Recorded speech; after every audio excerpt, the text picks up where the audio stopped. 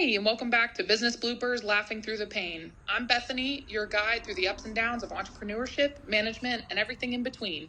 Each week, we'll dive into outrageous stories, laughable blunders that will remind us all that while business can be serious, it doesn't all have to be work and no play. Now grab your coffee, settle in, and let's dive into today's episode of Business Bloopers, Laughing Through the Pain. Hi guys, and welcome back to another episode of Business Bloopers. Today I have with me Troy from Smokin BBQ. I gave him a shout out in one of the previous episodes, but I get to bring him on here today with me. And Right. welcome. Well, thank you. Welcome. Glad to be here. Yeah, thanks for being on the podcast today. So we were just having this conversation right before we started, but we were talking about how we met. And so what? I was just asking Lori the same thing, and I was trying to pinpoint it. I don't know if it was on a Christmas light, A non-light up night. open house. I think they're calling it now. I think maybe there, or it wasn't at the business meetings. That wasn't the first time I ever met you, but No, I was trying to think. I thought maybe it was the farmer's market. maybe.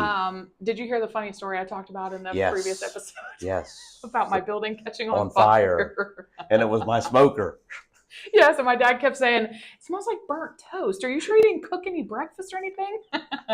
When we fire it up, it smells like that right away when the fire starts. Now, do you still use that? Yes, that one? sometimes. Okay. Sometimes, yeah, we use it when we're at events on the truck. I don't smoke a lot of meats on there. I do that kind of at home on our bigger That's smoker. what I thought. You didn't use it as much anymore because I'm like, I don't remember that smell. We use it for sides and things like that when we're out, right? When we're on the trailer itself. So. I'm sorry. Go ahead and explain what you do and what your business is. Okay. Yeah, it's Smokin BBQ, where we have a barbecue food trailer. We started in business during COVID, 2020. So that's a cool story too. Yes, so talk about how you got into business. So my wife, at the time, I was working at Consol Energy. I had been there 11 years, and my wife, she contacted COVID, and so I was quarantined with her for like 20 days, trying to get over when this. They made you stay home for weeks at a time. Yeah, they made us, yes. And so I had been thinking about doing this for probably, at that time, probably for about 12 years. That's right, I remember saying that. And so I had a lot of time to sit around and just watch Netflix and everything else. And I said to her, hey, I think this is the year. I think we're going to start it. So we started the planning. I started to look at some suppliers and some manufacturers of food trailers. I wanted to get a trailer, not a truck. And we pulled the trigger, and I ordered it on around July. And we got it in September. September 14th, I took possession of it, got it inspected, got it labeled, what do you call it, wrapped, I guess. Yeah. And we were open for business on September 26th. That was our first event. Oh, cool! Your anniversary is coming up, actually. Yeah, that was actually my son's birthday was September 26th. Aww, so we opened up on his birthday, and it was really cool. So yeah, that's how we kind of started. So we're a non-traditional barbecue food trailer. We do brisket, pork, pulled chicken, baby back ribs. We have quesadillas, nachos. And it is absolutely phenomenal. Yeah. But one story I did want to see if you would share, if you're comfortable with it, is how you bought your trailer and how you were telling me the story of how much you saved up, not necessarily the monetary amount, but what your goal was before, or what your wife allowed my wife's you. Goal. Yeah. allowed you to do. so I'm the risk taker in the family. Right. My wife is not at all risky, but she keeps me grounded. So I wanted to do it full time, but I obviously had some goals to get it full time. And I wasn't, I guess, that much of a risk taker when it came to saying, okay, I want to pull the trigger full time. Yes. But my wife wanted me to have a year's worth of my salary in the bank prior to me quitting to do full time. So, yeah. Yeah. So we went to work about 12 years ago. We all need a Lori in our lives, let me tell you. Yeah, she didn't want, she didn't want me to like just go off and just cut the cord right away. You know what I mean? So I didn't. We started to do it on the weekends, and then any time I had off from September 26th on, we were out about 8 times from September to December, and the process. I bought the trailer. I started talking to several different manufacturers, but one of them I seriously started talking to was Custom Trailer Pros, and they're located in Kansas, strictly online.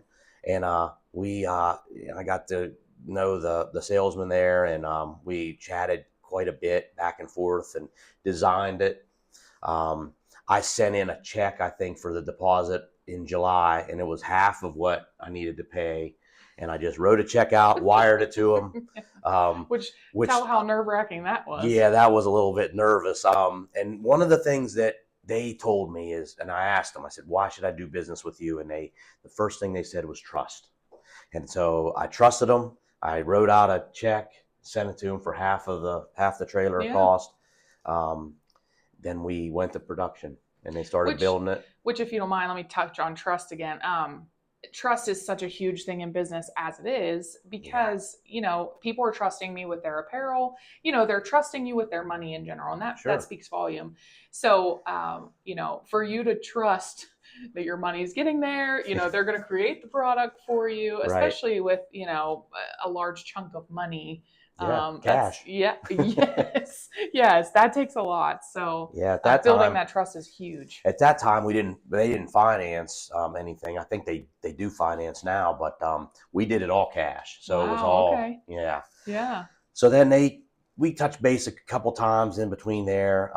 September, they notified me it was going to be ready, and I had to have final payment before I picked it up. So I drove down in south of Nashville to pick it up, and I wired them the rest of it in hopes that I would get there and there would be a trailer there. So, so it was a reputable company. I fully put all my trust in them, and it was exactly the way that we talked about. I mean, it was just beyond what I thought. Oh, your trailer is beautiful. At that point, I was like, wow, this is something, So I was pretty proud of it, hauling it back here to PA. And the 12 years you've been working on it, it's nerve-wracking, especially putting it into play, I'm sure. So seeing that trailer like kind of put it into fruition for you. So that's pretty cool. In 2008, we registered the name Smokin BBQ as a fictitious name. I registered it, and I in hopes that one day I would be doing it. Then 2008, and we didn't do it until 2020. So 12 years later, it finally came to light, and it was cool. It was really cool. That's great to see. And it's neat to see, even just for me. I can't remember when we met. I don't know if it was the farmer's market or what. But I remember walking up to your trailer, and I think I was talking to Jenna, which is Troy's daughter. And I said, hey, who does your apparel? I think that's what I said to you at first. And she said, oh, well, that's my dad. And I think that's when we kind of met. I can't remember where it was at the time. So. But since then, I've had my fair share of, tell them how you identify people. Oh, well, it's funny because I don't get to see every customer at the window. I try to, but my back's always turned because I'm at the griddle or at the prep table or something. Jenna's like the face that everybody sees, or my wife sometimes when she's up front there. But it's funny because we can be walking through Walmart or wherever, even at another event or whatever we're at, if we're not working, and we can see, there's chicken quesadilla, there's brisket sandwich, there's pulled pork nachos. What's my identifier? Oh, you're pulled chicken quesadilla with apple butter. So that's a funny story to get into. That is a funny story. Yeah, actually, you actually changed the recipe. So you think you have pull with a company, but not until you can change somebody's barbecue recipe. Right. And because all of our barbecue sauces are made. We make homemade. Can I start by telling the backstory of this? Yes. So I had gotten the apple butter barbecue is phenomenal, and I had gotten it for a long time. And one day I was devastated because I took a bite of the with the apple butter barbecue in it, and I felt a crunch. And I was like, what in the world is this? Well, I hate onions. I mean, I even tell people I'm allergic, so it's not anywhere near it. And so I kept telling myself, it's just an apple, it's apple butter, maybe they just put little hunks of apple in it. And then all of a sudden I was like, oh, that's an onion. So it just turned me off from there. So I brought it to you, and yeah, well, which is a pain too to have that. So we were making it with onions. Because that's what the recipe called for when we first developed it, and we kind of changed it a little bit. So the onions get stuck in the bottles too. Yes. So and once you get them out, then you get a big blob. It's kind of like relish. Yes, like you get a big blob of barbecue sauce on your sandwich. But so it was kind of a pain. So it was kind of like nice to change it a little bit. So we went to an alternative. We still have onion in it, right? But it's not. Just flavoring. You're not gonna find it. You're not going to find it. So, yeah. Did you end up taking the minced garlic out we of it? We did take the minced garlic as well out of it. We do something different there too. Because it's easier. I'm just throwing this out there, but I think maybe it should be called Bethany's Apple Butter Barbecue. I'm just throwing that out there. You take it into consideration, but I mean, I'm just kidding. Yeah. So through business and everything, do you have one moment what you can think of where you've had to laugh through the pain? Oh my gosh. There's been a few of them. I think many to recall, but I think going into it, we had one expectation when we opened up, and here we are. I was in retail for 25 years. My wife was in banking. My daughter is a nurse, and we're trying to do a food truck. Oh, I remember how we met. But go ahead. We didn't actually meet this night, I don't think. But go ahead. Okay. I'll so laughing through the pain was the very first day.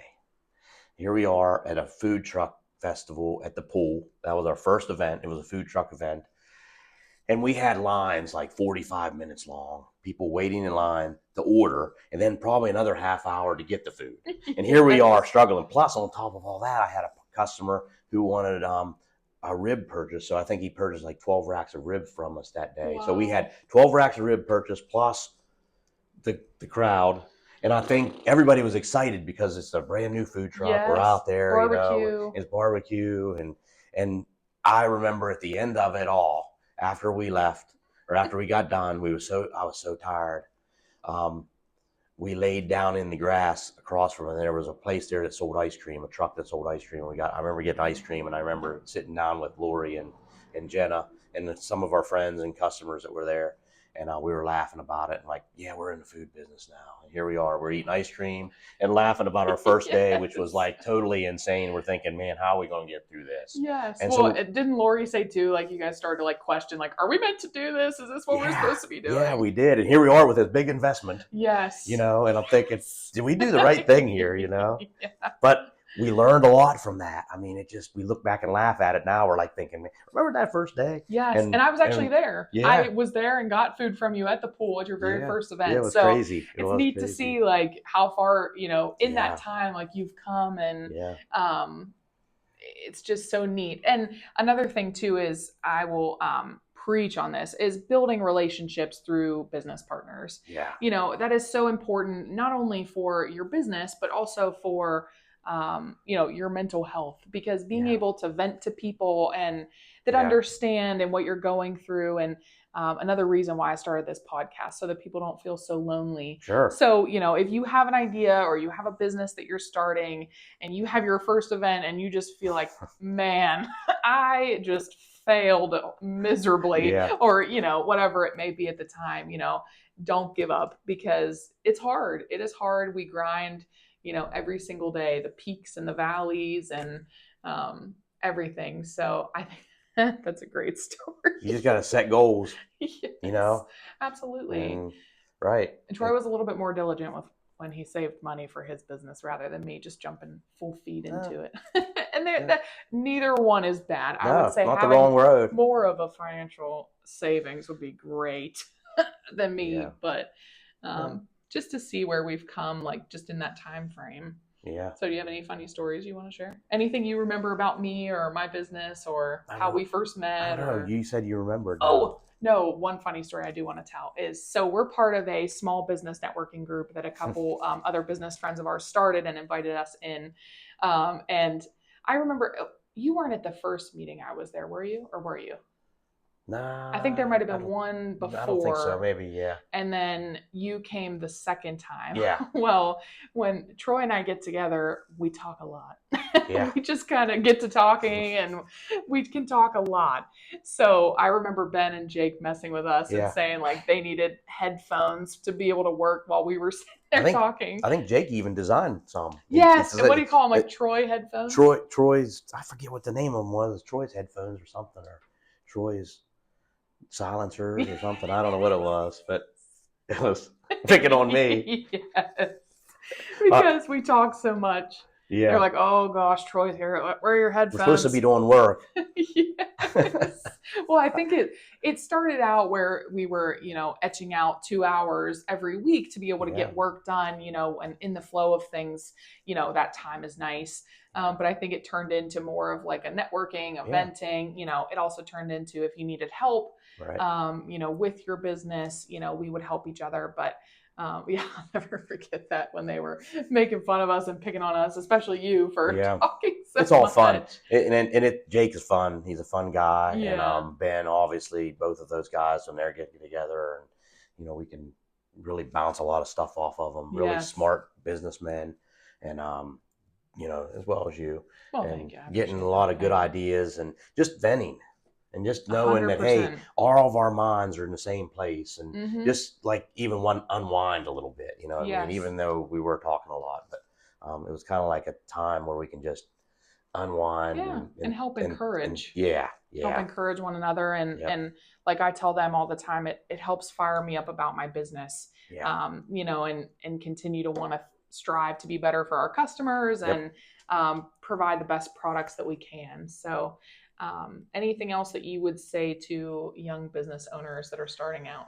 Well, if you have a dream and you want to do it and you want to start your own business and be in business for yourself, do it. Just get a plan, put it down, get a business plan, seek out people that are like you and talk to them, get advice. One thing, I was in retail for 25 years prior to working in a coal mine, and I was a sponge when it came to business, and I try to surround myself with people that are like-minded. And I take a lot of good things out of each manager that I had, or I talked to, or each supervisor that I had. And I take those things and say, okay, I want to be like them, or I want to be like this person, or I want to do this or do that. Don't be afraid to make mistakes, because failure is going to come with it. But what happens after that is the big thing. You got to learn from those mistakes and go on and just laugh about them. At the end of the day, just laugh about them, because it's much better than crying. Let me tell you.